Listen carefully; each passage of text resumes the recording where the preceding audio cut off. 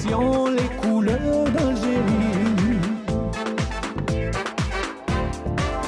Le soleil, les merveilles du pays, un réveil de fraîcheur et de vie.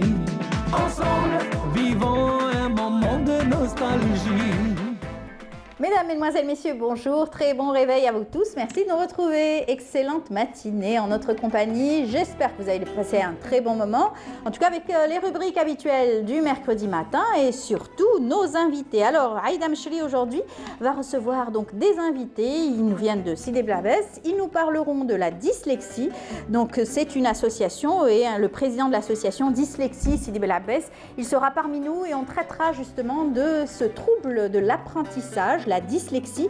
On en parlera en détail avec Aïda Mchri. Et puis dans la rubrique environnement, comme chaque mercredi matin, Hamid Belkacem viendra nous parler de la journée mondiale de l'eau. C'est donc fêté le 22, mais bien sûr aujourd'hui nous allons en parler puisqu'il y a un concours qui tourne et qui gravite autour de cette journée mondiale de l'eau.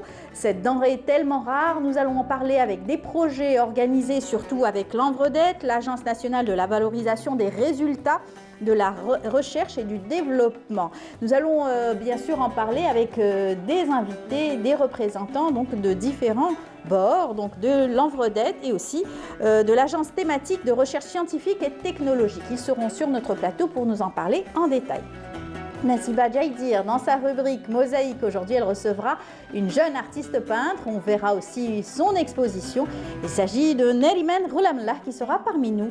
Et puis, bien entendu, aussi dans l'actualité culturelle, beaucoup d'événements ont marqué cette semaine, la semaine dernière également, avec le Salon de l'informatique. Nous recevrons deux représentants et fondateurs de la société Plexus Maz. Donc, ils représentent une société informatique en télécommunication. On en parlera tout à l'heure avec eux. On fera un gros plan sur leur société. Et puis on parlera bien évidemment aussi, on reviendra sur le salon de l'entrepreneuriat féminin avec la représentante du ministère de la Culture. Il s'agit donc de Nadia Cheriet qui sera parmi nous et on verra sur un reportage pour en parler en détail et décortiquer tout cela. Voilà, c'est tout le programme qu'on a choisi pour vous. J'espère que vous allez passer un très bon moment dans notre compagnie. On n'oublie pas que notre émission est sponsorisée par Coral Peinture.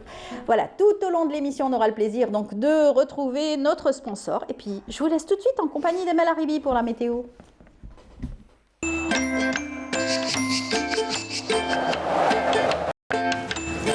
La météo vous est présentée par Willis, Aynama Kuntum.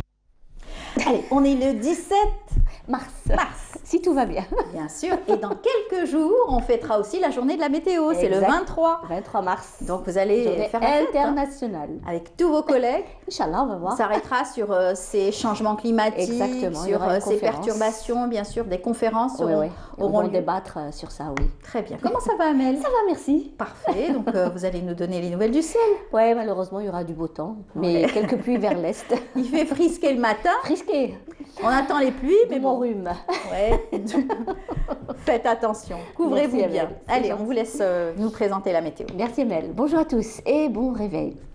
Eh bien pour aujourd'hui, le ciel se montrera plutôt dégagé à partiellement voilé après dissipation de brume en ce début de matinée sur les côtes ouest et centre, mais quelques pluies prévues vers l'intérieur et le haut plateau de l'ouest. Par contre à l'est, eh bien le ciel restera passagèrement nuageux, parfois dense ces nuages qui peuvent donner quelques pluies l'après-midi. À noter des vents assez forts près des côtes pouvant atteindre les 50 km/h. La moitié sud, excepté quelques passages nuageux vers le sud-ouest, l'extrême sud, le Sahara central, également le Sahara oriental où on aura possibilité de quelques averses par endroits vers l'extrême sud, le Sahara central et le Sahara oriental. Ailleurs, le ciel restera partiellement voilé, avec toutefois des slalom de sable tout au long des frontières algéro-maliennes, le Sahara central, le Nord-Sahara et les oasis. Les températures, quant à elles, eh bien, elles atteindront durant cet après-midi les 14 degrés du côté de Constantine, Batna, 19 Tizi Ouzou, Alger, 17 à Annaba, 18 Gare Al-Beyod, 22 degrés à Oran, 20 degrés à Tlemcen, au sud 22 du côté de Biskra, 31 Ilizi, 28 degrés à Tamanrasset, Adrar, 30 à Tindouf et le maximum cette fois-ci à Borj Beji Mokhtar et Ingzam avec 35 degrés. La mer aujourd'hui, eh bien, elle se montrera plutôt agitée sur les côtes ouest et centre, très agitée par contre sur les côtes est. Les vents souffleront entre 40 et 50 km/h sur les côtes ouest, 20 à 40 km/h sur les côtes centre avec des vents de secteur est à nord-est et 30 à 40 km/h sur les côtes est de secteur nord-ouest. On va faire un petit tour du côté de la partie sud de l'Afrique où le ciel restera tantôt nuageux et tantôt ensoleillé. À Abuja, Addis Abeba, également Nairobi, des pluies orageuses, Lusaka, Antananarivo, également Abidjan, plutôt ensoleillé à Windhoek et le Cap. Le mercure affichera 31 degrés à Bangui, 36 le maximum à Abuja, 31 degrés à Abidjan, 27 Addis Abeba, Nairobi, 26 degrés à Antananarivo, également Lusaka, en passant par les 29 degrés à Windhoek. Voilà, je vous retrouve tout à l'heure, juste après le journal télévisé de midi et d'ici là, très très bonne matinée.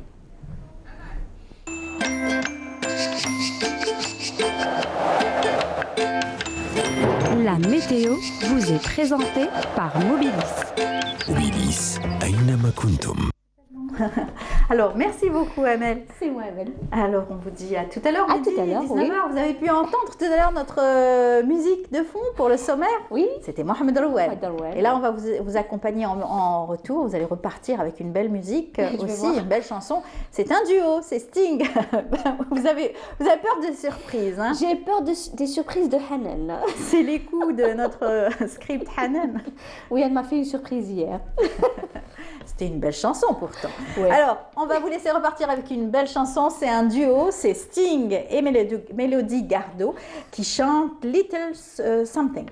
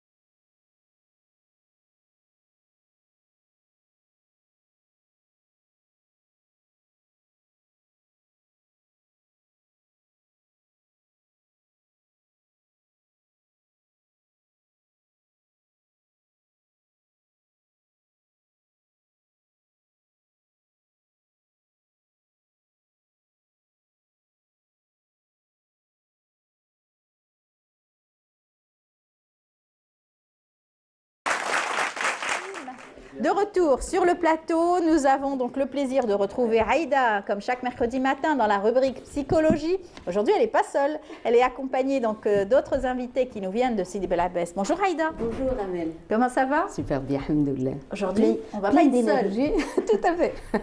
Plein d'énergie. Plein d'énergie, ravi de rencontrer nos amis et voilà, surtout pour échanger une thématique aussi importante et aussi. Tout à fait. Et nos invités nous viennent de Sidi Bel Abbès. Marhaba bikoum. Je vais commencer par les dames. Madame Berksi Rezlen, bonjour. Bonjour madame. Bienvenue. Merci. Vous êtes donc maman d'un enfant dyslexique. C'est ça. Aujourd'hui, on parlera donc de cette thématique, on traitera de cette thématique. Monsieur Benyeles Adnan Benyeles, vous êtes le président de l'association Dyslexie Sidi Bel Abbès. Marhaba bik. Merci. Voilà. On va peut-être dire quand est-ce que cette association a été créée déjà? C'est une association qui a été créée très récemment. Bon, elle a une année d'existence. Et bon, on essaye d'activer par rapport aux circonstances actuelles du Covid, bien entendu. Et bon, on a repris quelques activités ces derniers jours. Très bien. Voilà. Alors, il faut expliquer ce que c'est que la dyslexie. Donc, je vais laisser le soin aussi à Aïda de nous en parler. Moi, je suis vraiment très contente de retrouver des professionnels, maman aussi, d'un enfant qui pourra témoigner, parler doucement comme ça, expliquer que, voilà, dans le processus scolaire de nos enfants, il y a quelque chose. Des fois, ils vivent des expériences, ils ont des dysfonctionnements, ils ont des difficultés très particulières dans l'apprentissage qu'il faut vraiment nommer. Aujourd'hui, vous savez, dans le taux total comme ça, on a plus la rapidité de dire un échec scolaire, il ne sait pas lire, il est paresseux, il ne travaille pas suffisamment. Et voilà, il y a quelque chose comme ça, surtout si on accompagne nos enfants pour qu'ils apprennent quelque chose, lire quelque chose. Et très longtemps, c'est resté comme ça On a comme l'impression d'écouter, de dire, voilà, que voilà, on a beau à lui apprendre, mais voilà, il ne veut pas apprendre. Il ne veut pas. C'est comme si il a la capacité de faire et il ne fait pas. Aujourd'hui, probablement, si je m'arrête aujourd'hui, grâce à cette belle thématique, c'est de pouvoir dire que ce sont des enfants victimes un tout petit peu de ce vécu. Qu'ils ont besoin d'être accompagnés, étayés, ils ont besoin d'être soutenus pour un processus de diagnostic d'abord, mais aussi tout un processus de rééducation pour leur permettre de travailler justement cette difficulté et de pouvoir l'adapter pour un monde futur. Sinon, vous savez, si on ne parle pas de ça, il n'y a pas un enfant parfait. Voilà. Il y a un enfant qui présente chacun avec ses différences et ses belles différences, on va dire. C'est pour ça que ce n'est pas nommé comme une maladie, mais plutôt comme une différence. D'accord. Et voilà. Parfait. Vous avez décrit parfaitement ce fléau et ces troubles justement dus à cette façon d'être. Parce que les enfants, quand ils naissent avec leurs caractéristiques génétiques. Leurs différences. Et là, on découvre par la scolarité, peut-être Madame va nous confirmer ça, pour déterminer et détecter justement ces troubles à commencer par l'écriture et la lecture. Voilà. C'est pour ça que notre but comme association, pour accompagner ces enfants dans leur scolarité. Exactement. Et éventuellement apporter une aide aux enseignants d'ailleurs, parce que c'est l'acteur numéro 1 dans ce diagnostic justement, qui est au préalable, c'est une question d'observation dans la scolarité de l'enfant. Voilà. Alors, est-ce que dans les générations passées, c'était des troubles qui passaient peut-être inaperçus et qu'on mettait ça, comme vous le disiez tout à l'heure, dans l'échec scolaire? Moi-même, professionnelle, vous savez, j'ai pris beaucoup le temps de comprendre et d'accompagner ces élèves. Ils m'ont appris à lire. Oui. Vous savez, ce n'est pas évident. Même la théorie, elle ne nous donne pas le tout. Mais ce sont ces élèves qui nous ont montré que voilà ce qui était évident pour nous. Vous savez, la lecture, c'est un apprentissage. Oui. Hein, on apprend à manger, on apprend à marcher, on apprend à parler. Tout est un apprentissage. Quand est-ce qu'on s'inquiète? On s'inquiète quand il y a régression. Quand on apprend, et puis il y a quelque chose qui nous remet à la case départ. Et à ce moment-là, on dit qu'il y a quelque chose qui ne va pas. Et c'est à partir de là qu'on comprend que aujourd'hui, on parle de la dyslexie. La dyslexie, c'est de pouvoir regarder la lettre, voir, visualiser avec schéma la lettre. Et puis vous savez, chez nous, dans le cerveau, ces cellules, elles ont la magie de pouvoir décoder et déchiffrer un tout petit peu le sens. Le B, le D, ça se ressemble. Le P, ça se ressemble un tout petit peu, comme dans la langue arabe. Ta, ou tha, ou le ha, ou le kha, ou le sin, question de points. Question de points, voilà. Et puis non, plus que ça, parce que vous savez, ta, on peut le mettre avec 2 points, un trait distinct, mais on peut le mettre aussi avec un trait comme ça. Ta, avec un chapeau. Voilà. Ce cerveau, il a la magie de nous donner aussi le décodage, le bon décodage pour pouvoir dire comment je pourrais le lire dans les différentes phrases, si je parle un peu à l'élève algérien. Et c'est à partir de là qu'on comprend que, ben voilà, il y a quelque chose dont ce décodage, quand on veut que l'élève me redit ce qu'il a vraiment synthétisé, travaillé à l'intérieur, il n'a pas la capacité de le faire. Quand il y a quelque chose qui rentre à l'intérieur et il n'y a pas le processus de pouvoir vraiment nous rendre un tout petit peu cette formule, c'est à ce moment-là qu'on va dire qu'il y a un dysfonctionnement, d'où les maladies de dyslexie. Je préfère le trouble. Parce que la maladie, on parle d'autre chose, d'une pathologie beaucoup plus. Absolument, vous êtes bien placé aussi pour nous en parler. C'est du vécu, puisque Madame Berixi, vous avez un enfant donc dyslexique. Vous l'avez donc diagnostiqué assez tôt à l'apprentissage, à l'école, à la maison? Au début, c'était ses professeurs qui ont détecté son trouble. Donc sa maîtresse me disait toujours qu'elle avait une lecture saccadée, une lecture très lente. Elle mettait beaucoup plus de temps pour décoder ou déchiffrer le texte. Donc par la suite, si elle est dans un examen, donc elle n'a pas beaucoup de temps pour répondre. Donc la note, elle est toujours à moitié. Donc c'était très difficile de l'accompagner, de trouver des spécialistes, de trouver des orthophonistes surtout, de faire le diagnostic exact par et de l'accepter surtout. De l'accepter. Parce que on a accepté, moi et son père, on avait accepté. On dit toujours, c'est peut-être pas vrai, on va consulter d'autres médecins, etc. Moi, j'étais perdue au début. J'étais perdue, je ne savais pas ce qui se passait. Je voyais ma fille qui ne lisait pas correctement par rapport à sa sœur, parce qu'ils ont presque une année de différence. La deuxième, elle faisait une lecture parfaite. Mais l'aînée, elle faisait une lecture un petit peu... Vous avez essayé de l'aider à la maison, j'imagine. J'ai essayé de l'aider, mais ce n'était pas possible. Il fallait un spécialiste qui la suive. C'est tout. Sûr. On peut pas suivre un dyslexique. En même temps, elle est dyscalculique, pas seulement. Elle a une dyslexie, une dyscalculie et une dysorthographie. Souvent, ça marche ensemble. Oui, la dysorthographie avec la dyslexie. Donc, on trouve des difficultés jusqu'à maintenant. Aujourd'hui, bien sûr, ça a donné ses fruits, le fait de travailler avec des spécialistes. Elle est au lycée, alhamdoulilah, elle est en première année secondaire. Mais toujours est-il, elle a beaucoup de difficultés à gérer son parcours, de gérer son parcours, parce que c'est très, très, très difficile. Voilà. Moi, et dans la vie professionnelle, j'imagine que ce sera aussi très difficile. Donc, quand c'est pris en charge avec vous, par exemple, en tant qu'association, vous arrivez à aider justement les parents? Sincèrement, c'est le parcours de Cyril qui nous a amené à réfléchir et à créer cette association. Et pour justement faire découvrir ce phénomène sociétal à toute la société. Et je voudrais signaler justement la bonne volonté de la direction de l'éducation de la wilaya de Sidi Bel Abbès, qui nous donne main forte pour instaurer et élaborer un programme d'investigation au niveau des établissements scolaires. Et à partir de là, nos spécialistes, nos psychologues et orthophonistes nous aident à faire un test de dépistage qui va durer peut-être un trimestre ou 2 trimestres. On va voir ce que ça va donner. Voilà.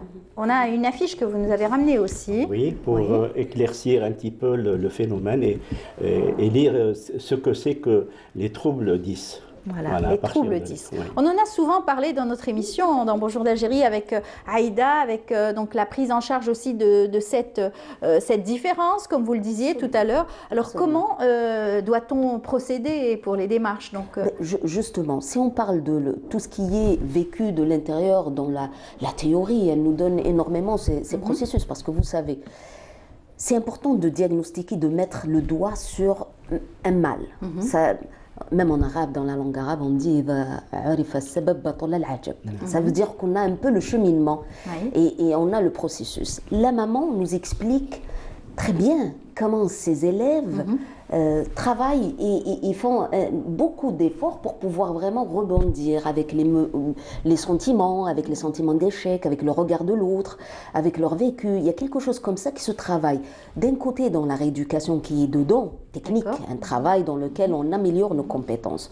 De l'autre, c'est cette psychologie dans laquelle on a un mental très solide pour pouvoir vraiment comprendre que probablement, vous savez, aujourd'hui on parle d'un élève, mais permettez-moi aussi de dire qu'il y a des adultes qui vivent avec ça. Et aujourd'hui, ce sont ces adultes, comme ça part pas dans le temps, c'est quelque chose qui peut rester très longtemps, peut-être que ce sont ces personnes qui, voilà, se nourrissent un tout petit peu. Votre présence, madame, quand vous donnez à votre fille cette force de pouvoir rebondir, trouver l'énergie, et puis voilà, s'inscrire à nouveau, faire l'effort de diagnostiquer justement pour récupérer ces élèves qui ont besoin d'un travail très particulier, ciblé.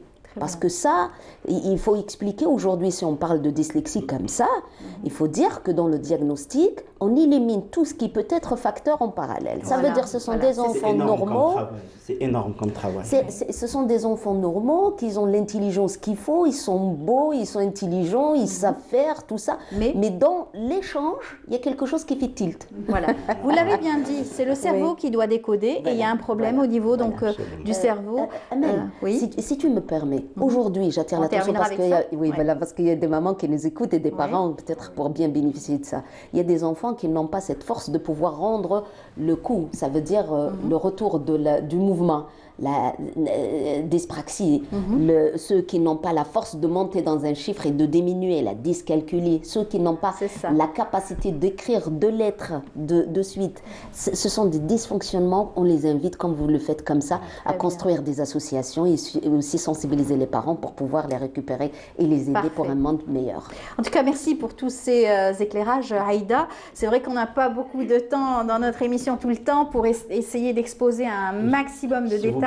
Rapidement, pour rebondir pour terminer ce qu'elle vient de c'est les pouvoirs publics qu'on est en train d'appeler ici. Interpeller pour nous faciliter au moins les autorisations pour aller faire ce dépistage et éventuellement faire participer les secteurs concernés comme la solidarité, la santé publique et la formation professionnelle, parce que c'est très important, les auxiliaires de vie qui sont un acteur formidable pour justement avoir des résultats pour ces enfants. Et plus de formation dans ce côté-là. C'est ça. Je vous invite à faire des signalements aussi quand il y a des enfants victimes, là où ils sont victimes de situations. Le numéro vert restera à votre service dans tous les wallets de mon pays pour pouvoir aider justement cette catégorie d'enfants. Merci beaucoup, merci Aïda, merci à vous, Monsieur Benyeles, d'avoir d'être venu spécialement de Sidi Bel Abbès. Madame Erixi, merci. Bon courage. Et puis un grand salut aussi à votre fille et on lui souhaite une très belle réussite, Inch'Allah. Voilà. Bon courage à vous. Voilà. Merci et à très bientôt. On se reverra probablement avec votre association. Je l'espère, Inch'Allah. On continue notre émission. Je vous invite à suivre ce reportage signé Taoussat Hamouda qui s'est intéressé aux livres sensoriels.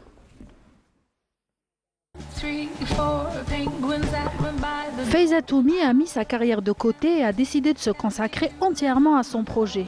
Et depuis à peine 3 mois, elle a pu ouvrir les ateliers Tefli où elle réalise des livres sensoriels. Elle qui rêvait d'être chef d'entreprise, aujourd'hui elle emploie une dizaine de femmes. Sa source d'inspiration, ce sont ses 3 enfants. Le livre a été fait pour la première fois pour mes enfants.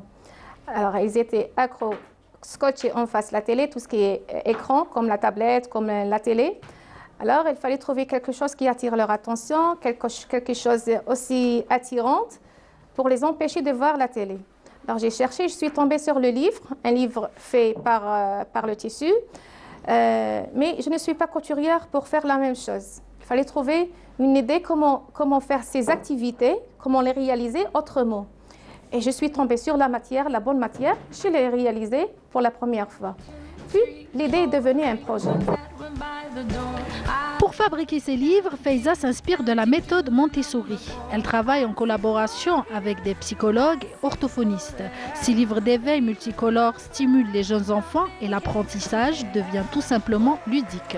Un livre interactif, un livre où l'enfant peut jouer, peut apprendre en jouant. Voilà, c'est la méthode Montessori.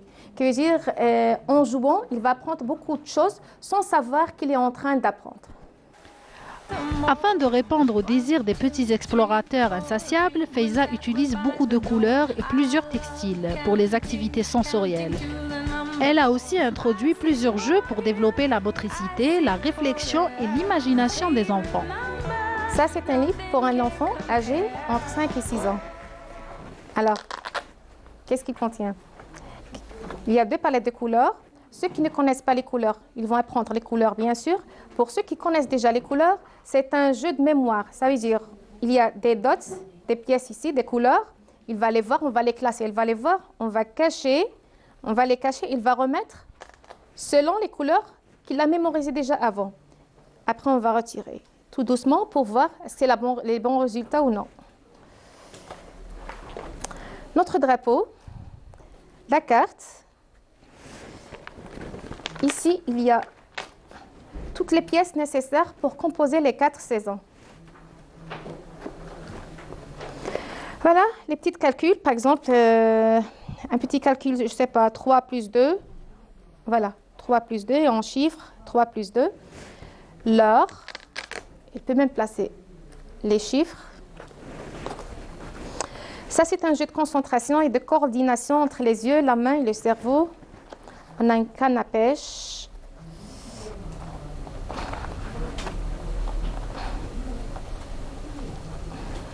Voilà. Il y a le crochet et la boucle. C'est un jeu qui demande une concentration et même la patience. 2, 3, 4 penguins that went by the door. Faiza Toumi est une femme ambitieuse. Elle ne compte pas s'arrêter là. Des projets, elle en a plein la tête. En plus d'agrandir ses ateliers, elle compte réaliser des livres pour les enfants autistes et non-voyants.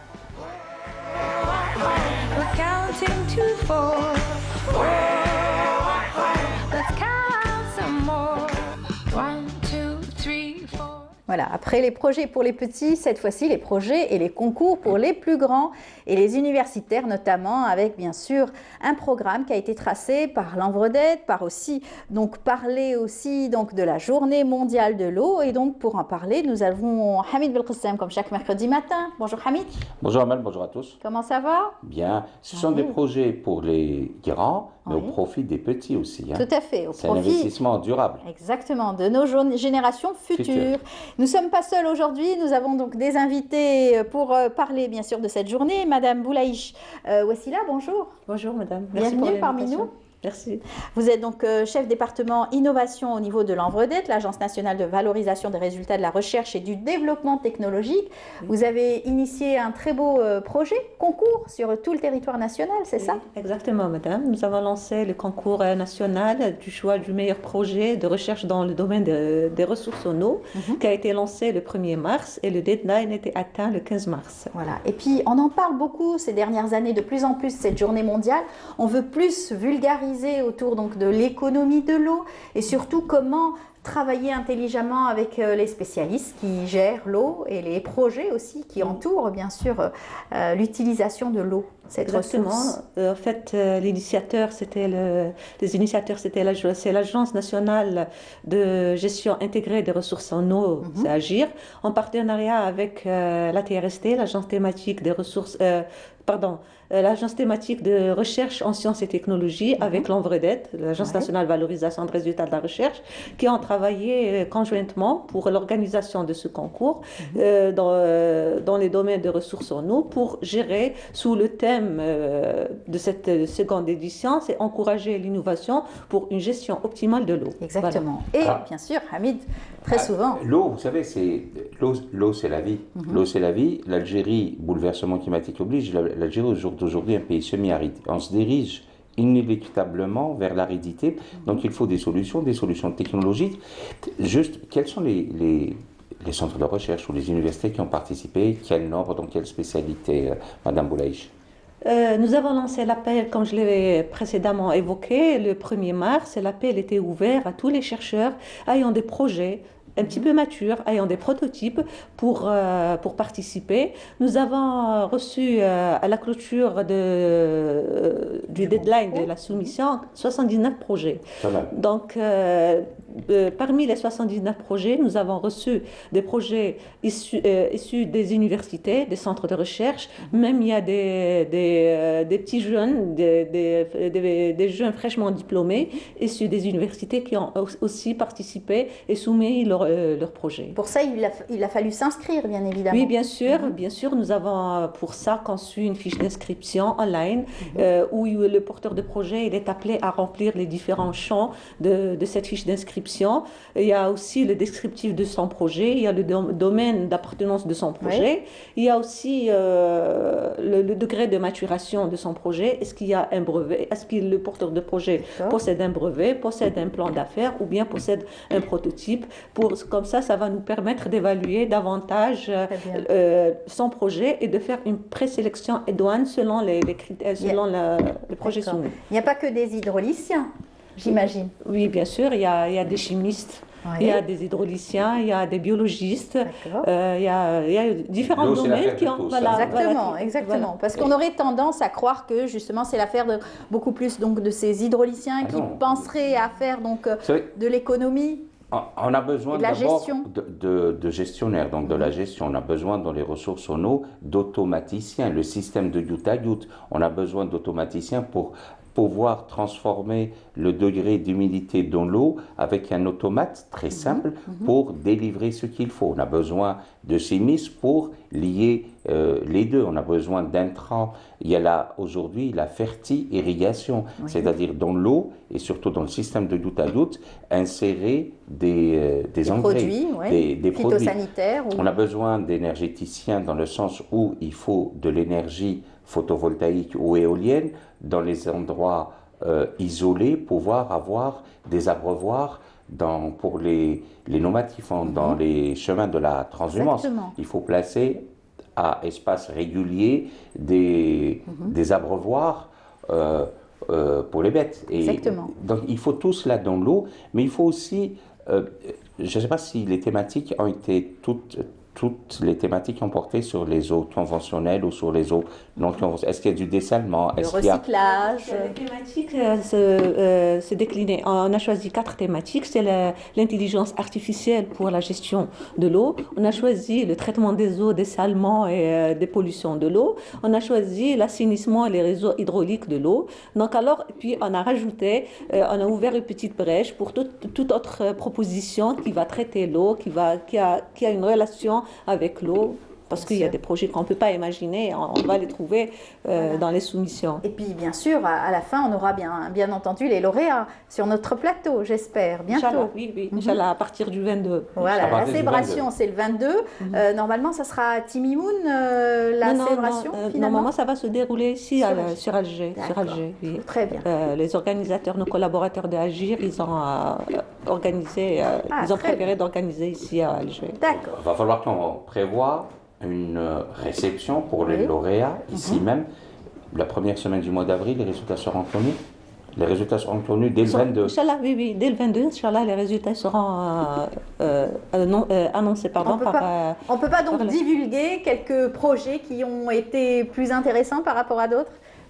Je préfère rester dans le secret parce qu'aujourd'hui, on va commencer à travailler le coaching, côté coaching, sur le management, marketing, communication et le côté financier parce que c'est des chercheurs, ils n'ont pas cette casquette. On va les briefer, les initier dans ce domaine pour savoir comment communiquer. C'est le rôle de l'Envredette. Voilà, c'est le rôle de l'Envredette pour savoir communiquer leurs projets d'une façon commerciale, d'accord? Après, le coaching, on va faire la sélection finale qui va se dérouler, Inch'Allah, le 20 de ce mois. Après, on va annoncer les lauréats le 22, le jour de la cérémonie de la journée mondiale de l'eau. Voilà. Madame Oulaïch, peut-être une information. Il y a 2 jeunes talents qui ont soumissionné. Il y a un accompagnement des petites entreprises, des startups en perspective. C'est le but du jeu peut-être? Bien sûr, cette édition se veut, c'est une occasion pour sélectionner les meilleurs projets, et ce n'est pas pour le plaisir de les sélectionner, mais pour les accompagner à créer leur start-up ou bien pour faire le transfert de leur technologie vers le secteur potentiel. Et c'est la première fois où plusieurs bords se réunissent pour ce beau projet, et vous n'étiez pas les seuls, vous aviez aussi un représentant de l'agence thématique de recherche en sciences technologiques et un autre département aussi. Oui, vous étiez trois. Hein? Voilà, il y a le représentant de la TRST, il y a aussi l'agence nationale Agir.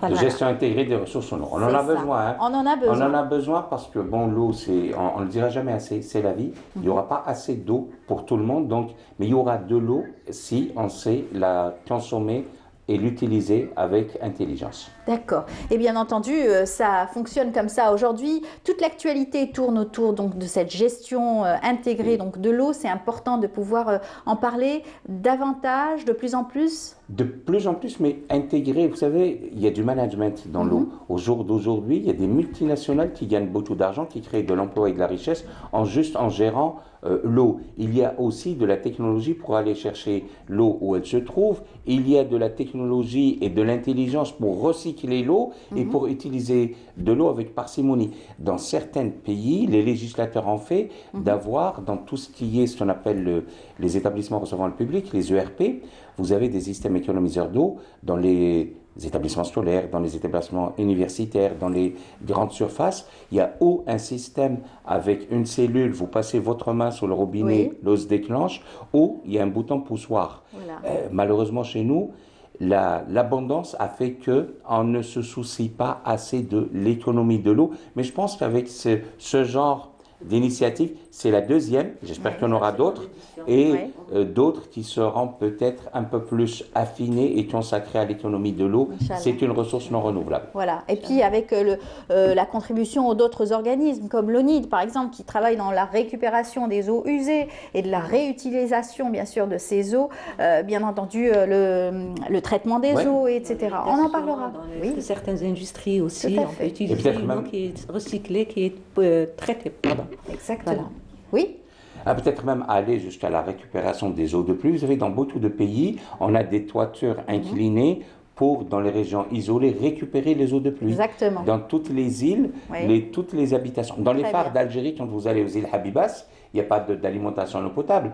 Donc au niveau des îles, quand vous allez à la Scrème, dans l'Ermitage, on récupère les eaux de pluie. Voilà. Donc c'est une technique qui est low cost et qui peut donner de très bons résultats. Très bien. Merci beaucoup pour cette belle initiative. On souhaite bonne fête à tous ceux qui vont célébrer la Journée mondiale de l'eau et tous ceux qui travaillent avec bien entendu ces beaux projets. On y reviendra bien évidemment avec les lauréats sur notre plateau. Exactement. Voilà. Merci. Rendez-vous écrit et ça coule de source. Voilà, tout à fait. Et on n'oublie pas qu'on fêtera aussi demain la journée de l'écologie, du recyclage. Du recyclage. Voilà. On parlera aussi d'eau recyclée. Très bien. Merci Hamid Belkacem. À mercredi prochain, Inch'Allah. Merci Madame Boulaïch Ouessila. Je rappelle que vous êtes chef département innovation au niveau de l'Envredette. À très bientôt. Merci pour l'invitation. Voilà. On vous invite tout de suite à suivre ce reportage signé Nesrine Ben Saidi qui s'est intéressée au salon ICT Maghreb. Regardez, on se retrouve juste après.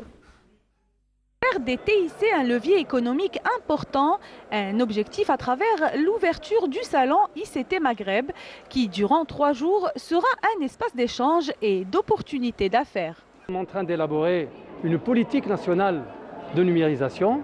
Nous travaillons dans le cadre de quelques axes de réflexion pour former aussi des ressources humaines en la matière et aller sereinement vers plus de numérisation. Le but à travers ce salon est aussi d'encourager la diaspora à revenir en Algérie pour participer activement à bâtir un nouveau modèle économique. Et on a déjà un certain nombre de start-upers algériens qui avaient démarré leur aventure entrepreneuriale dans d'autres pays qui sont en train de revenir en Algérie. Donc c'est quelque chose, c'est un message qui est très positif. Cette rencontre networking constitue une opportunité pour s'informer sur les grandes tendances du marché et découvrir de nouveaux projets. L'activité TANA, c'est inciter la catégorie de gens, les agriculteurs, à utiliser les TIC, les moyens technologiques, les moyens de main, surtout pour les paiements, tout ce qui est TPE. C'est important pour nous d'être présents et de profiter de cette présence non seulement pour communiquer autour de ce que nous faisons, nos produits, nos services. Aujourd'hui, nous sommes présents dans ce salon, c'est pour sortir et partager ce qu'on a pu réaliser avec le groupe Sonagaz pour le marché national et pourquoi pas régional et africain. On souhaiterait par-dessus tout, c'est de pouvoir surtout avoir une motivation réelle, faire hisser notre secteur du numérique et de la digitalisation sur les plus grands cieux. ICT Maghreb s'affirme également comme une plateforme de réflexion sur l'actualité et l'évolution des TIC. Et voilà, nous avons donc des personnes qui étaient au salon, à ce salon même. Donc pour nous en parler, nous avons Abdelrahman Amin, bonjour. Bonjour madame. Bienvenue. Bonjour. Merci beaucoup pour l'invitation.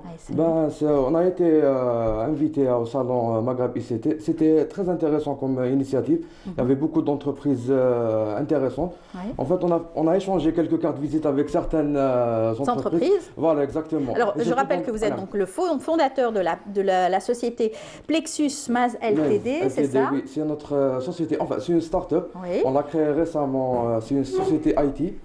On va en parler. On va présenter votre collègue. Voilà, aussi, c'est Mehnaoui Samir. Bonjour, bonjour, merci beaucoup pour l'invitation. Comment ça va? Ça va très bien, merci beaucoup. Alhamdulillah. Vous êtes donc cofondateur de cette entreprise. Oui. Vous-même, vous avez eu un parcours, vous avez eu une formation dans le domaine des TIC, c'est cela? Exactement. Vous avez été donc, vous avez Master 2 en technologie, télécommunication et réseau. Et Abidjan. Voilà. Oui, Abidjan, exactement. Voilà. Et vous avez donc, vous vous êtes rencontrés et vous avez décidé de créer votre propre entreprise. Non, en fait, on est dans la même famille, on est des cousins, donc on a été intéressés on était passionnés par l'informatique et tout ce qui est télécom, tout ce qui est technologie, etc. Donc on a décidé de vouloir faire un truc aujourd'hui, l'avenir, voilà, c'est les TIC. Hein. Exactement, voilà. exactement. Et on a beaucoup d'opportunités à pouvoir donc, mettre en place des projets. Et comme vous avez fait d'ailleurs, vous êtes parti au salon pour rencontrer du monde, surtout que votre société a été créée tout récemment, en octobre 2000 En octobre 2020, oui. 2020, voilà. C'est un projet qu'on a élaboré afin d'aider les autres entreprises et leur donner des solutions IT. Notre but est de rendre la facilité à certaines entreprises afin qu'elles n'aient pas de problème Enfin, il y a certains virus et tout. Donc, et de créer l'antivirus afin de se protéger. Voilà, parce qu'il y a certains virus qui sont dans le réseau et tout. Donc nous on a ce projet là afin de les rendre plus accessibles à un large public. Voilà, un plus large public. Exactement. Alors vous avez aussi une formation en technicien, donc en gestion graphique, c'est cela? Technicien supérieur en art et industrie graphique. Oui. Voilà. Enfin, je suis un infographe. Et c'est moi qui ai créé le logo de notre entreprise, ainsi les images qu'on publie sur notre page Facebook et dans d'autres annuaires. Et aujourd'hui, on ne peut pas se passer de ces TIC, ces nouvelles technologies de l'information et de la communication. Vous-même, vous baignez dedans depuis déjà bien longtemps et vous voyez qu'aujourd'hui, on ne peut plus vraiment vivre sans. En et plus, toutes les sociétés doivent aussi... Ça donne la possibilité de prendre des risques. Donc, ça donne la possibilité aux jeunes de créer leur propre emploi. Donc, c'est intéressant. Oui. Et le fait d'avoir été, par exemple, à ce salon, vous avez rencontré du monde, on a rencontré plus, on s'est plus concentré sur les nouvelles sociétés, sur les nouvelles créations. Il y avait des gens qui ont fait des nouvelles applications, des nouvelles plateformes pour aider un peu la recherche d'emploi ou bien même pour aider un peu les cités, les wilayas.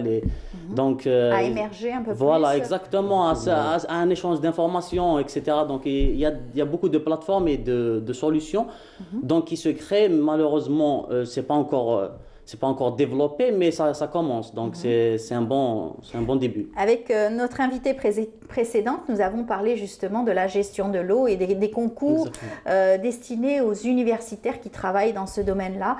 Donc l'Envredette va justement encadrer des jeunes porteurs de projets dans l'innovation et l'intelligence artificielle, justement. Voilà, exactement. Donc ça commence à s'intéresser vers les jeunes, etc., qui ont des idées créatives. Donc c'est ça qui est un peu qui donne de l'espoir pour évoluer, pour développer, pour créer, pour être créatif, etc. Votre société est une société aussi qui donne des opportunités, qui offre donc des prestations de services. Des prestations, effectivement. Des produits aussi. Oui, par exemple les produits Microsoft, Kaspersky, ainsi les systèmes d'exploitation par rapport aux autres système, il y a toujours une simplicité par rapport à d'autres techniques. Donc, si on prend par exemple Microsoft Windows, il est partout en Algérie, on travaille avec. Mais il y a d'autres systèmes d'exploitation qui sont plus simplifiés que ça. Par exemple, Linux, afin de rendre le système cloud plus accessible et de mettre leurs fichiers dans le cloud. Donc, je pense que le truc qu'on propose aux sociétés, déjà, ils ont trouvé que c'est un truc intéressant. Ils ont dit, voilà, c'est ça qu'on veut, afin de protéger nos données. Voilà. C'est vrai que c'est plein de systèmes. Hein. Voilà, chacun a sa façon aussi d'expliquer. Aujourd'hui, les systèmes de cloud, c'est aussi révolu. On est passé à autre chose aujourd'hui. Effectivement, oui. Avant, on stockait nos données sur des disques durs, on stockait nos données sur des disquettes. Voilà, effectivement, oui. Mais maintenant, non. Parce que ça va très vite dans l'informatique. Effectivement, oui. Et en plus, le développement, on l'a pas vu passer. Si on prend 10 ans avant, tout ça, enfin, je ne vais pas dire que ça n'existe pas, mais c'était limité. Donc maintenant, avec l'accélération de la technologie, avec la 5G déjà qui va être disponible en Algérie. On a accès à nos informations, nos données partout. Rapidement et partout. Et c'est ce qui est bien, c'est que même si vous achetez une offre par rapport à un cloud, parce que ça dépend, il y en a plusieurs, donc il vous donne la possibilité de stocker et de sécuriser vos contenus afin d'être, voilà. Protégé à vie. Vous avez un téléphone aujourd'hui, la télécommunication. On reçoit des informations, on peut bloquer facilement notre téléphone. Exactement. À cause d'un virus. À cause d'un virus, à cause du phishing, c'est des virus email qui viennent par email, c'est des spams, etc.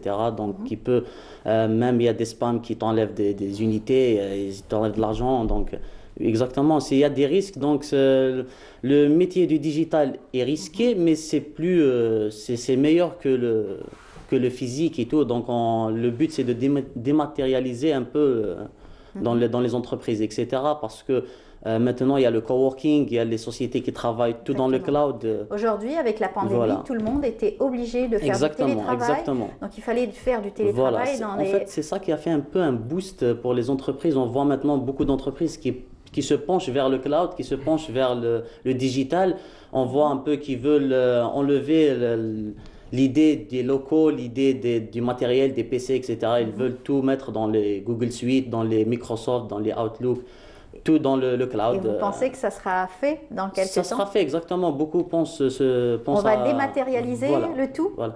Non, pas le tout, parce qu'on garde un peu les serveurs, on garde les trucs les plus importants, voilà, le nécessaire. Mais les petits trucs, c'est bien de dématérialiser parce qu'on peut travailler dans le coworking, les commerciaux peuvent travailler à domicile, le comptable peut travailler à domicile, donc il y a maintenant même On a un problème aussi de stockage de données, donc il faut absolument avoir les super ordinateurs. On en a combien ici en Algérie?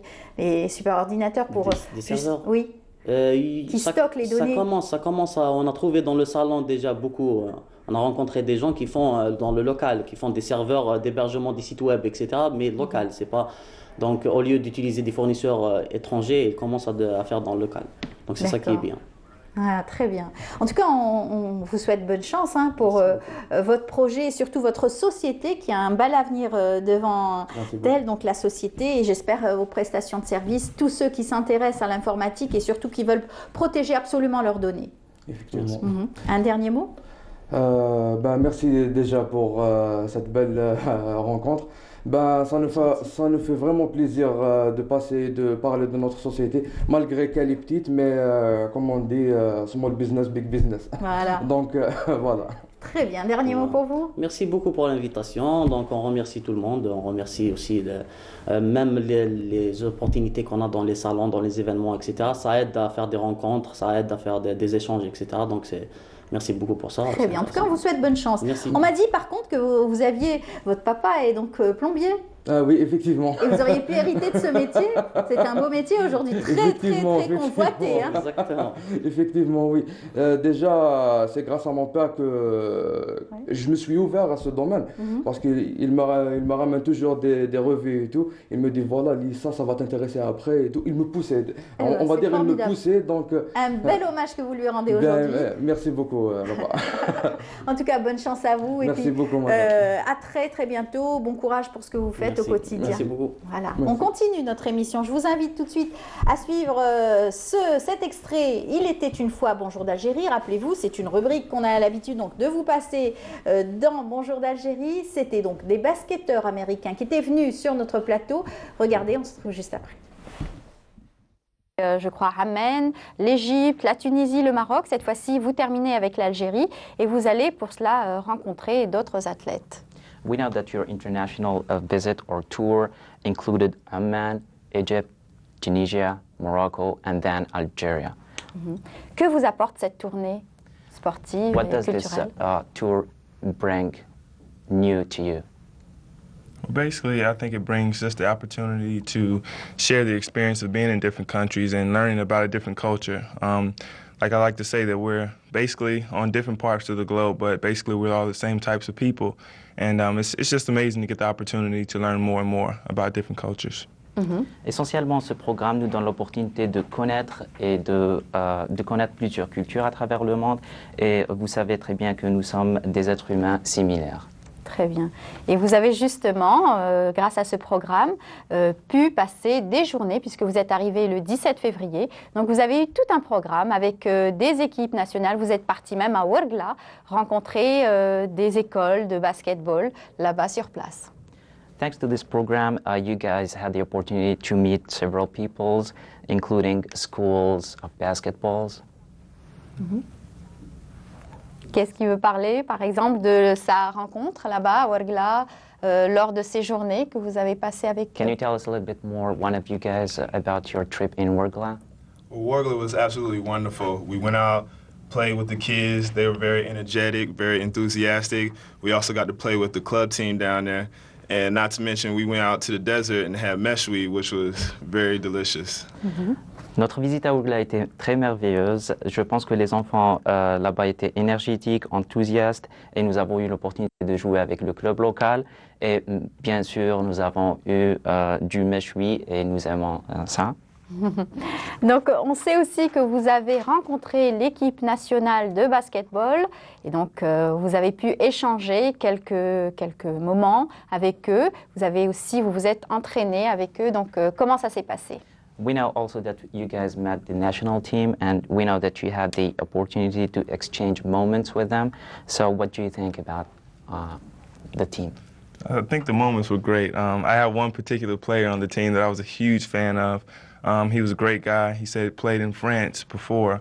And I thought the team altogether was very talented. We played with the younger team. So here in Algeria, they definitely have a bright future because those guys, they were really, really good. And unfortunately, we lost, but still, we had a great time. And everybody, the kids and everybody that came out, they were great. Vous savez très bien que ces moments étaient très fructueux pour nous. Et comme par exemple, moi, personnellement, je suis devenu un fan. Et je peux vous citer un joueur dans l'équipe nationale. Il m'a dit qu'il jouait, il évoluait en France. Et je pense qu'il est talentueux comme l'équipe. Et vous savez très bien, on a eu un petit match hier et nous avons perdu, mais c'était juste... C'était juste pour le... Nous ne venons pas à toi, c'est toi qui viendras à nous. Le basketball américain est en effet venu à nous à travers ses deux joueurs et ambassadeurs, Omari Faulkner et Cortland Freeman. Tous deux universitaires faisant partie de l'équipe de basketball de l'université de Georgetown, Washington, D.C., ce sont des envoyés culturels qui font partie d'un programme appelé Culture Connect. Ce programme est parrainé par le département d'État. Faulkner et Cortland sont appelés à faire des tournées internationales. La tournée actuelle a été consacrée aux pays arabes.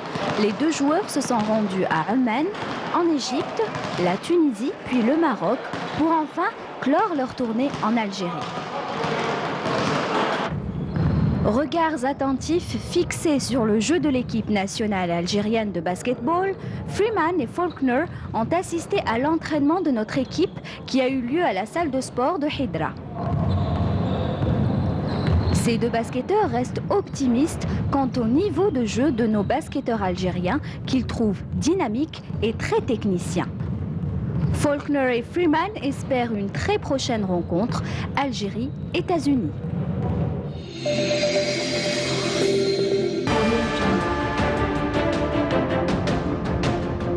Enfin une peinture algérienne aux normes internationales. Tous vos besoins en peinture intérieure, peinture métal, préparation de support ou peinture extérieure, choisissez Coral Peinture.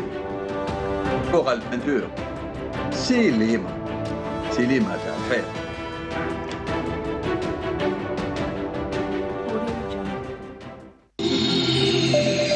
Voilà, c'est le moment de retrouver la rubrique de Nassiba Djaïdir, la rubrique Mosaïque que vous retrouvez chaque mercredi matin. Aujourd'hui, l'espace est à nous les femmes, n'est-ce pas? Bonjour Nassiba. Bonjour Amel, bonjour à vous tous. Ravie de vous retrouver tous les mercredis pour vous faire voyager dans le monde de la couleur et rien que de la couleur. Exactement. Et on peut dire qu'aujourd'hui, l'espace, on va encore parler de la femme, puisque le mois de mars, c'est aussi la journée de la femme, tout au long du mois. Absolument. Alors, cap sur Dar Abdeltif, une exposition signée par Neriman Ghlamla, qui est avec nous ce matin. Bonjour. Bonjour. Merci d'être des nôtres ce matin. Bienvenue. Bienvenue. Bienvenue. Alors, vous exposez à Dar Abdeltif, dans ce lieu d'art et d'histoire, depuis le début de la semaine, ou la semaine dernière plutôt. La semaine dernière, c'est la deuxième semaine, depuis le 8 mars, justement, à l'occasion de la Journée internationale de la femme. Oui, permettez-moi aussi de présenter aussi notre invitée, qui est Madame Nadia.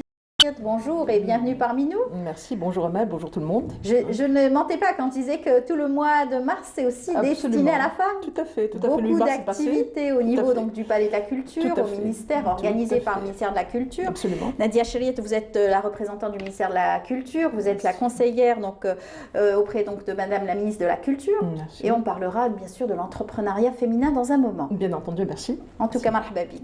Merci. Voilà. Merci à vous. Donc Nassiba, vous voyez, on va parler beaucoup donc, de la femme, on va parler la femme est à des l'honneur arts, tout au long du mois de mars. Absolument. Alors je reviens vers vous, Neriman Ghlamla. Vous exposez depuis le 8 mars à Dar Abdeltif une exposition qui vous tenait à cœur. Oui, parce que cette exposition, je devais la faire il y a déjà une année. Elle ne s'est pas faite pour les raisons qu'on connaît tous. Et enfin, elle est en ce moment à Dar Abdeltif depuis le 8 mars et elle continue jusqu'au 24 mars. Et je suis là-bas pratiquement toutes les après-midi pour les gens qui veulent venir voir mes œuvres et me rencontrer. Ouais. Alors, vous êtes ingénieur halieutique de formation et vous êtes titulaire aussi d'un DES en management. Voilà, et stylisme modélisme. Mais vous êtes passionné d'art, vous avez laissé tout tomber pour vous consacrer à votre passion. Alors ce déclic pour l'aventure est venu comment? Depuis mon enfance, je ne me rappelle pas avoir commencé à un âge bien particulier parce que bon, déjà il y avait mon père Lermo qui dessinait, qui faisait de la peinture, qui sculptait, donc moi j'ai baigné dedans toute petite et puis bon, ça ne m'a pas quittée. Je dessine tout le temps, même au lycée, aux marges de mon cahier, il y a des petits grabouillis et tout. Des dessins de récitation, j'imagine, c'était vous. Et puis bon, ça ne m'a pas quittée. La peinture a été là par intermittence parce que bon, il y a eu on a d'autres vies, ma vie d'épouse, de maman. Oui, donc et puis j'ai décidé de revenir dessus il y a quelques années déjà. En autodidacte. Oui, en autodidacte. Et est-ce que vous avez eu à fréquenter des ateliers de peinture ou prendre des cours quelque part? Écoutez, j'ai fait des résidences à l'étranger. J'ai fait des résidences artistiques. Artistiques, oui, à l'étranger. Et j'ai fait 2 ans autant que auditrice libre aux Beaux-Arts d'Alger.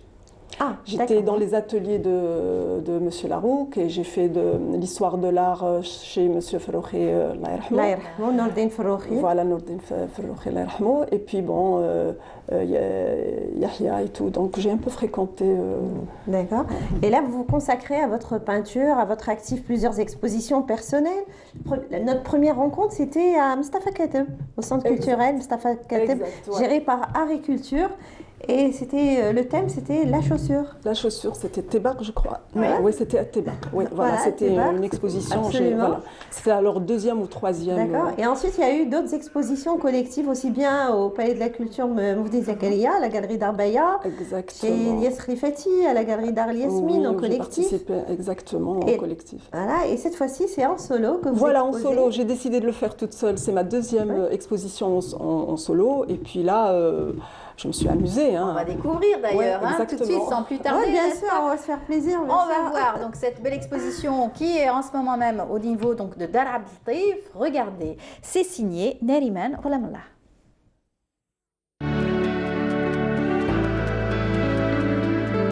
C'est à Dar Abd Latif qu'elle expose ses œuvres d'art.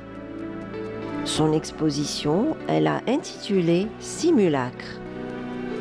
Une exposition dans laquelle Nariman Ghulam-Allah y a mis toute son énergie et sa passion.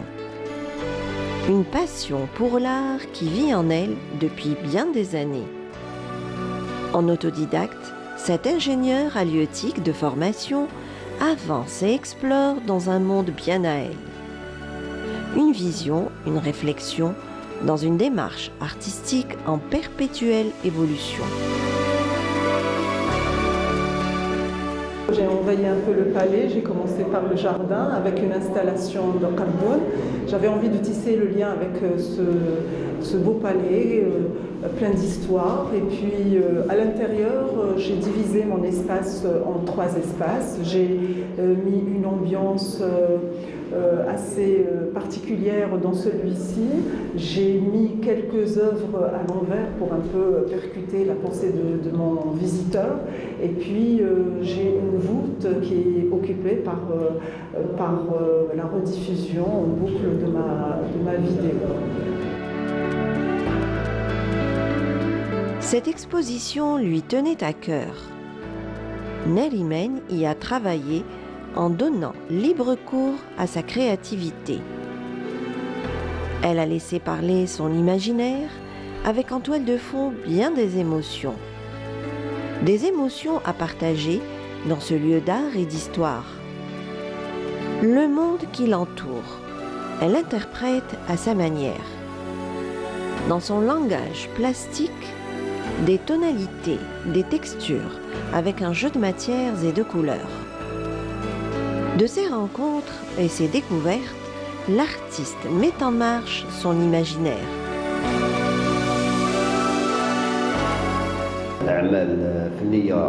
Des travaux artistiques d'un très bon niveau, des travaux que j'ai beaucoup appréciés, l'artiste raconte son art avec beaucoup de sensibilité. Elle a une palette riche et colorée. En fait, elle s'est forgé son propre style. في الكونتمبورا يعني يعطيها الصحه وقريب باش نلقاو فنانه تخدم بالمستوى هذا. Habitée par l'envie de créer, elle libère ses forces créatives en utilisant différentes techniques. Avec ses sentiments et ses émotions du moment, elle se laisse guider par son inspiration.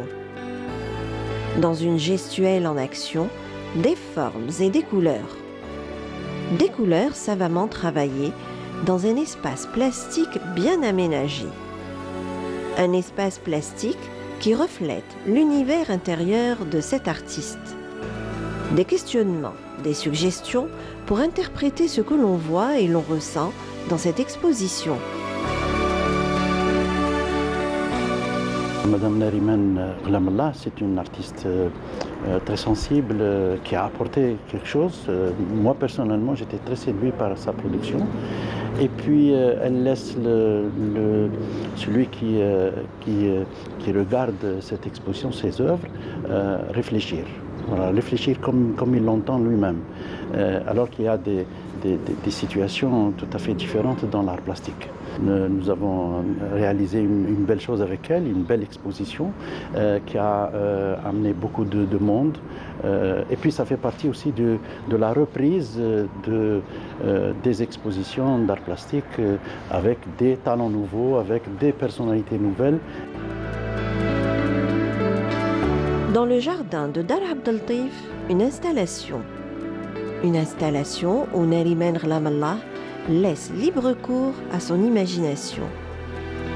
À ciel ouvert, le Qardoun, un ruban de tissu authentique et bien ancré dans nos traditions pour le lissage naturel des cheveux. Un ruban magique qui nous attire, nous questionne, nous rappelle tout un rituel et bien des souvenirs. Voilà, une très belle exposition qui nous amène à découvrir et à redécouvrir à Dar Abdel Taif. Alors, une belle exposition signée par Nariman Ghlam-Allah qu'on a le plaisir de recevoir ce matin. Nariman, c'est une exposition, je le disais tout au début, qui vous tenait à cœur. Alors, ce n'est pas une rétrospective, il y a des anciennes œuvres, des nouvelles, et c'est une exposition que vous avez intitulée Simulacre. Exactement. Bon, alors il y a c'est une petite, mais alors une mini rétrospective, parce qu'il y a des tableaux que j'ai revisités. Alors du coup, même si c'est 2012, c'est revisité 2018, 2020. Donc, et que j'ai nommé Simulacre par rapport au monde des apparences. On n'est qu'apparence et on ne donne que ce que les autres veulent bien voir. Donc, et pour cela, j'ai ramené des accessoires qui sont dans l'illusion, dans ce monde-là.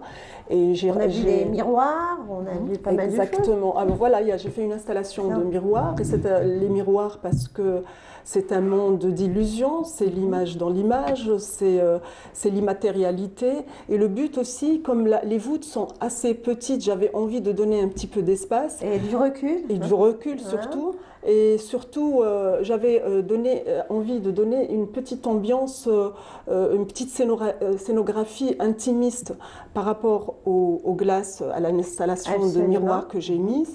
Et par rapport, j'ai couvert l'autre mur de tissu et ainsi mes œuvres sont reflétées dans le miroir. C'est ce qu'on a pu voir aussi dans le reportage. Voilà. Et puis l'accrochage. Alors là, c'était quand même oui, assez exactement. C'est décalé, l'accrochage. On pouvait voir des œuvres. Il y a des œuvres qui ont été accrochées à l'envers. Justement, c'était dans le même cheminement. C'était dans le même cheminement, la glace et puis avec cette réflexion, je dirais double réflexion propre et figurée. Donc, et puis j'avais envie que le visiteur, quand il vient, je voulais pas trop choquer. Heureusement que j'ai pas mis toutes mes œuvres à l'envers. J'en ai mis certaines. Oui, quelques-unes. Voilà, quelques-unes. Il y a une interactivité, exact. Absolument, parce qu'il faut regarder, il faut se mettre dans une position telle, il faut voir le tableau, il faut se tourner.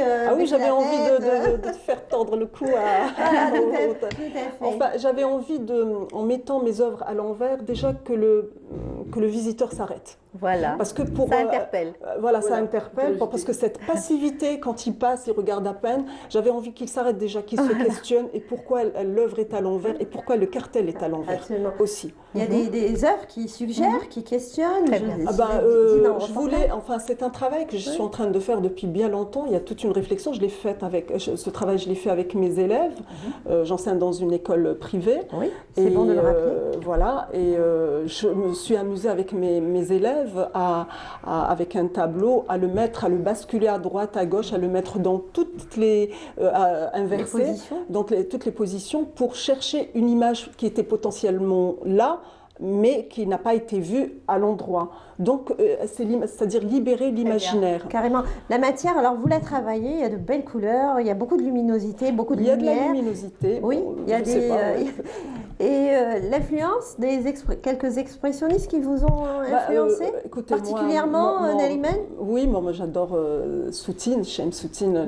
Voilà, j'aime bien le monde de Kokoschka, j'aime bien... c'est les expressionnistes, moi je les adore, c'est des esprits torturés, c'est des esprits qui sont complètement entiers. Et pour revenir à ce qui est à l'envers, c'est aussi, je voulais laisser cette approche narrative, parce que moi je suis pratiquement dans la narration, vous racontez dans l'attitude, c'est-à-dire aller au-delà de l'approche narrative et au-delà et en inversant mon tableau, j'avais envie que le spectateur voit plutôt la qualité picturale, qui s'intéresse à autre chose que le sujet lui-même, c'est-à-dire me décharger du représentationnel. Carrément, vous vous déchargez du sujet en fait. Voilà, exactement. En tout cas, l'exposition est toujours en place. On aura l'occasion donc de la visiter avec bien sûr toutes ces curiosités et toutes ces belles choses à voir. Nessiba, vous nous avez fait découvrir aussi une belle exposition. C'était la semaine dernière, on en avait parlé. C'était au Palais de la Culture avec une exposition dédiée à la femme. Absolument. Donc, on en a parlé. Voilà, j'ai consacré toute ma rubrique à cette exposition de peinture consacrée aux femmes, des artistes femmes qui ont beaucoup de talent aussi. Et voilà, Nadia Chériette, vous êtes là pour nous parler un petit peu de toutes ces activités que vous avez initiées dans ce contexte-là, donc de la Journée de la femme, mais pas que, avec la réouverture donc des activités culturelles. C'est très actif en ce moment, on va dire. Merci Amen, merci Nessiba, merci donc à notre peintre, Narimane. Eh bien, le ministère de la Culture et des Arts, à l'instar des autres secteurs ou bien de toutes les entreprises en Algérie, a initié un programme dédié à la Journée internationale de la femme. Cette fois-ci, on a choisi, peut-être que ce 8 mars se distingue par cette thématique qui est portée sur la femme dans les processus de l'entrepreneuriat, production culturelle et investissement économique. Exact. Donc, qu'est-ce que peut ramener la culture à l'économie nationale? On a choisi, on a fait une petite sélection, on a essayé un petit peu de donner une autre vision à ce 8 mars, je dirais à l'entrepreneuriat féminin, à ces jeunes qui viennent de débuter. On a essayé un petit peu de toucher deux générations, une génération qui a déjà commencé dans l'entrepreneuriat, ça fait longtemps, et d'autres bien sûr qui viennent aujourd'hui, ce qu'on appelle des start-up au féminin, des jeunes qui se lancent dans cette perspective, qui se lancent dans, je dirais peut-être aussi, c'est une aventure, parce que pour elles... Des femmes très courageuses, qui ont beaucoup de potentiel. Absolument, voilà. on a découvert beaucoup de jeunes, celles qui travaillent dans le salon, celles qui travaillent dans le design, celles qui travaillent on n'a pas fait de prêt-à-porter, mais plutôt on a essayé un petit peu de différencier entre l'artisanat, on reste dans l'artisanat d'art, le ministère de la Culture œuvre pour l'artisanat d'art, qui est le design. On découvre aussi des designers comme Rima Azi, comme Mouna Boumaza, elles sont beaux-artistes. Et elles ont ouvert leur propre atelier, donc qui fabriquent des meubles. Oui. Des architectes aussi. Des architectes aussi. On a eu un petit peu toutes les, je dirais, des architectes, des médecins, des avocates qui se sont lancés vraiment, des informaticiennes, des profs d'anglais, profs de français qui se sont lancés vraiment dans une autre ère, dans une autre optique. Et soit par passion. Il y a d'autres femmes qui font ça pour, je dirais, pour faire leur situation financière, par passion, parce qu'elles aiment ça. Et puis, on a aussi créé un autre espace dédié aux arts de la scène. C'est un autre monde, aux arts de la scène, et donc le théâtre, la scénographie, la chorégraphie, la littérature, bien sûr on a fait un autre à la littérature, et automatiquement on a pensé aussi aux femmes traiteurs qui se sont lancées, parce que très bien, il y a un petit peu deux modèles de femmes traiteurs qui à la maison, qui travaillent et qui vendent, et d'autres qui ont carrément monté leur propre entreprise. Voilà. Ça peut être des sœurs, ça peut être des cousines, ça peut être... Et puis ces jeunes, une jeune qui a monté, très jeune, qui a monté son entreprise pour orienter une start-up, pour orienter les femmes, pour les encadrer. Il y a des femmes qui ne peuvent pas prendre de décision, qui ne peuvent pas aller au-delà. Il faut être manager, bien sûr, et elle n'est pas manager qui veut. Donc c'est tout un apprentissage qui, bien sûr, doit être nécessaire. Alors, tout ceci, on va le voir en images, puisque Maya Amrani a réalisé ce reportage, était sur place. Regardez, ça s'est passé, bien sûr, la semaine donc, du 6, du 7 et du 8. C'est cela 7, 8, 9, voilà, au niveau donc, du Palais de la Culture, ça s'appelait l'entrepreneuriat féminin. Regardez, c'est un sujet signé Maya Amrani. Au Palais de la Culture Moufdi Zakaria, un espace de rencontre et d'échange pour la femme dans le domaine de l'entrepreneuriat, la production culturelle et l'investissement économique. Organisé par le ministère de la Culture et des Arts, cet événement regroupe une cinquantaine de femmes venues des différentes wilayas d'Algérie. La jeune artiste peintre, Iman Belhadj, s'est convertie à la scénographie, les effets spéciaux et le costume. après avoir fait mes études à l'université, j'ai un master en économie internationale. Après, j'ai tout arrêté pour faire l'école des beaux-arts et j'ai fait spécialité peinture. Et ce qui m'a poussé justement à travailler, à faire des recherches sur le make-up, j'ai commencé par le maquillage effets spéciaux. Et puis les costumes, la création des costumes et de la scénographie. Et maintenant je travaille avec le théâtre, le cinéma, dans tout ce qui est costumes, accessoires, maquillage, maquillage effets spéciaux. Toujours dans le domaine de l'art, spécialiste en maquillage artistique et coiffure, Hedia reproduit les visages sur toile.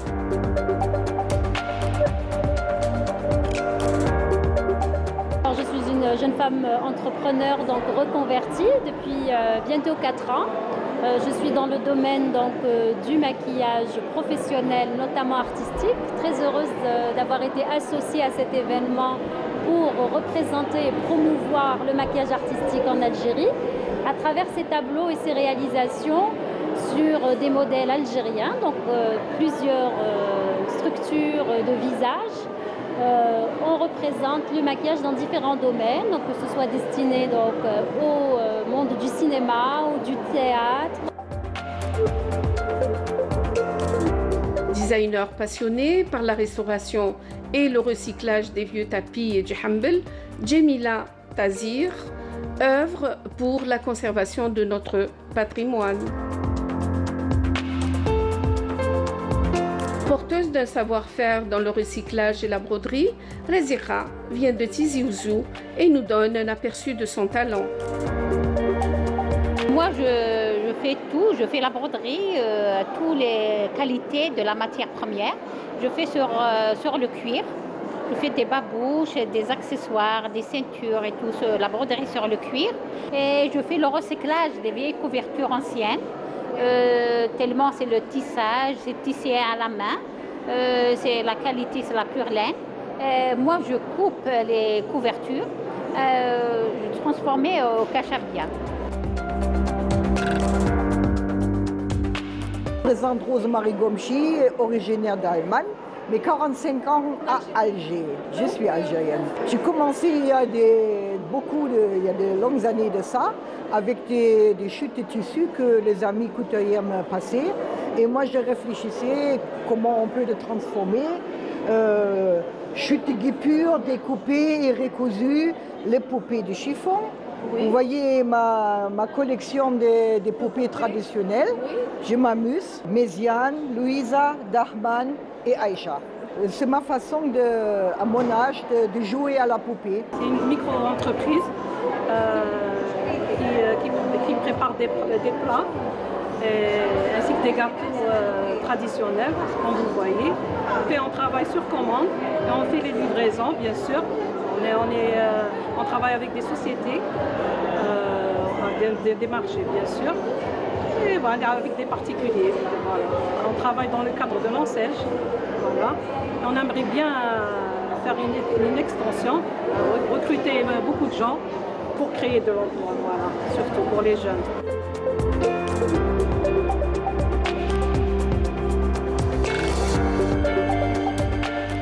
Donc je suis cœliaque, c'est pour cela que j'ai décidé d'ouvrir une pâtisserie et boulangerie sans gluten. Ce salon, riche en participation, se place dans une optique de valorisation et de mise en avant du talent créatif des femmes entrepreneurs.